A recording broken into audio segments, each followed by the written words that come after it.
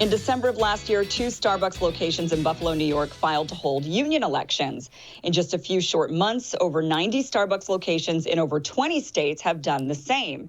Santa Cruz County, California, has become somewhat of an epicenter for organizing the movement, with 3 stores in the area moving towards unionization. Joseph Thompson, a barista at a Santa Cruz Starbucks location and student at UC Santa Cruz, go Banana Slugs, explained that they were pushed to file a petition for unionization after a customer exposed himself to the Starbucks staff. The manager closed the store for only 20 minutes, then ordered the staff back to work. They join us now to discuss. Welcome, Joseph. Thank you so much. Thanks. Really appreciate you having me. Yeah, so tell us, what are the efforts that are happening right now towards unionization? What are some of the roadblocks you're coming up against? A lot of the roadblocks right now is just people do not know what to do. And so our biggest issue is really educating people about how to organize and how to organize effectively.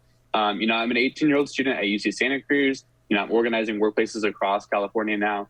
And we need to really educate people how to build this movement and how to fight back against Starbucks' anti-union campaign and their union-busting tactics. So this week, Starbucks launched an anti-union website riddled with propaganda against unionization. The site claims to set the facts straight and answer frequently asked questions, saying, quote, "We don't believe having a union will meaningfully change or solve the problems you've identified in your stores," end quote. "Every success we have ever achieved has been in direct partnership with one another," unquote. So, what's your response to that claim that the problems being identified by the union won't be solved by a union? They weren't being solved by Starbucks to begin with, so I don't see how the union's going to hurt us. And at the end of the day, we know our worth, and that's why Starbucks is launching this anti-union campaign and this union-busting tactics, including the website.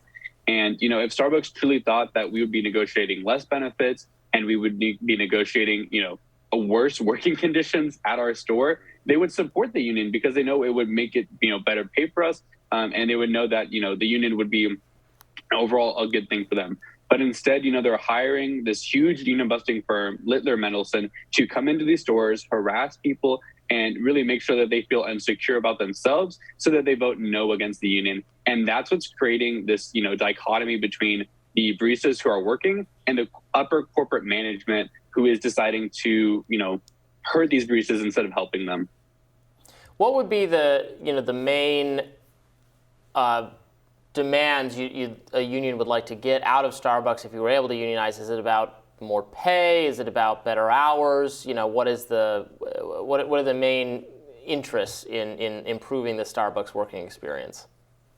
It's different at every store, and that's the best thing about a union is that you can negotiate a contract that is specific to your store, that is the best for your working conditions and the best for your workers at that location.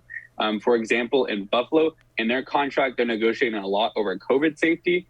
Same thing at our store. In our safety contracts, we're going to be looking to get a security guard permanent at our store to make sure that we, the baristas, feel safe without over-criminalizing the people around Santa Cruz area. And making sure that everyone, when they come to work, they feel like they're going to be protected and they know that it's going to be a safe working conditions for the day. Starbucks has refused to do this right now, and that's why we're fighting for a union, and that's why we need to hold Starbucks accountable.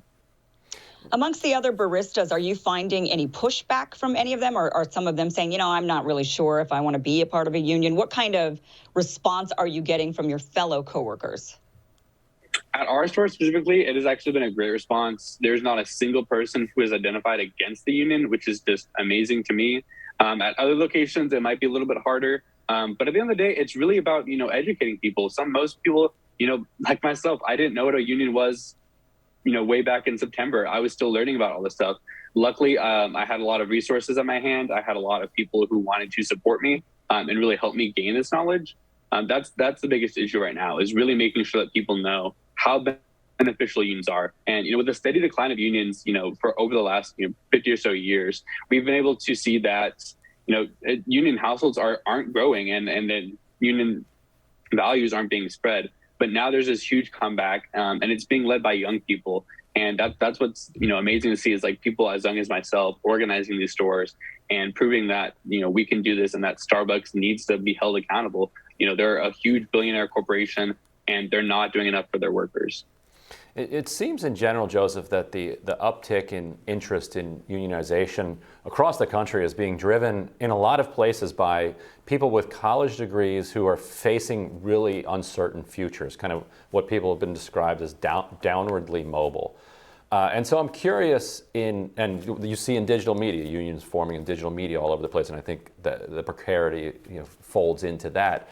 So I'm curious at your shop, since you're near UC Santa Cruz, how many of the workers there are students or recent graduates, and are you finding that the more kind of recent graduates you have or the more students you have, the more willingness there is to unionize rather than people who don't have college degrees and aren't in college at the time?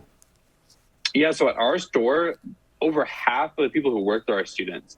And a lot of them either go to UC Santa Cruz or they go to our community college, Cabrillo. And, they want to support unions because they know that, through college and through their graduate school, that these are the best ways to not only get a better, pay rates, more safe working conditions and job security, but they know that having a union in itself is, true partnership that Starbucks can offer. And at the other location, the Mission Dufour store, same thing there. About half of the partners are, students, and a lot of them are young workers too, who are just in high school. So they're the ones who are actually leading the effort and organizing, and they're the ones who are, fighting for workplace rights when Starbucks just won't hold themselves accountable and won't make sure their baristas have an adequate living wage. Yeah, I guess I could theoretically, though, see a lot of ways where this could backfire, particularly in the situation you're describing, where you have a lot of young workers, part-time in Starbucks. If you unionize and then set very specific and well, here's the bare minimum is going to be paid. It's going to be similar. They could cut people's hours, right, to avoid triggering whatever the minimum pay they have to do is, or whatever additional benefits they have to give. And obviously they could hire anyone. Right? I mean, starting out at Starbucks, being a barista, a college student, there's a huge pool of potential applicants for that job. I mean, we hear about underemployed people. We hear about college graduates who are working as Starbucks baristas because of the job market. I've seen this, frankly, in digital media with unionization, which you referred to, Ryan.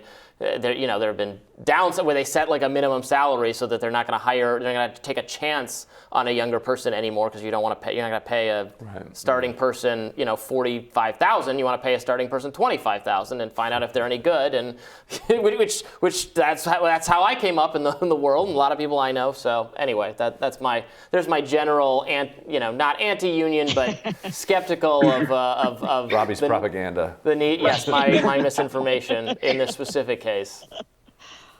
Well, I mean, I definitely think that, when I've talked to people about unions and what it really has inspired me as someone, who's a young student who's doing this, the union's just us. We're the ones who are negotiating our contract. We're the ones who are able to decide what's best for our future and make it specific to each store. And, if we want to, and just make sure we're capping wages at some point, or we're, making starting wages higher just to keep our jobs more secure, we can do that. But, it's up to the people who work there. And that's the real choice that we're offering, for the baristas at Starbucks, is a real choice at the table to talk to Starbucks directly and to have a voice in those conversations, when right now we're not even a part of those conversations at all. Mm-hmm. And Joseph, setting all the rhetoric and propaganda aside, often when management is opposing a union drive effort, the real thing that's driving them is they want to be able to fire people. If they don't like somebody, or for whatever reason, they just want to be at will, get rid of them that day for no reason, gone. And how many people have you seen fired at your Starbucks? Is that a thing? And what's your sense of where that weighs on their calculation? Is that really the main thing that's driving them? They don't want a union to be able to get in the way of their management decision to say, you know what, we don't like this person, we want him gone. Well, I think it's funny that you mentioned that. At our store, we have a turnover rate of about 140%. Out of that, I would say probably over 100% of that is people quitting. And that's because of the terrible working conditions.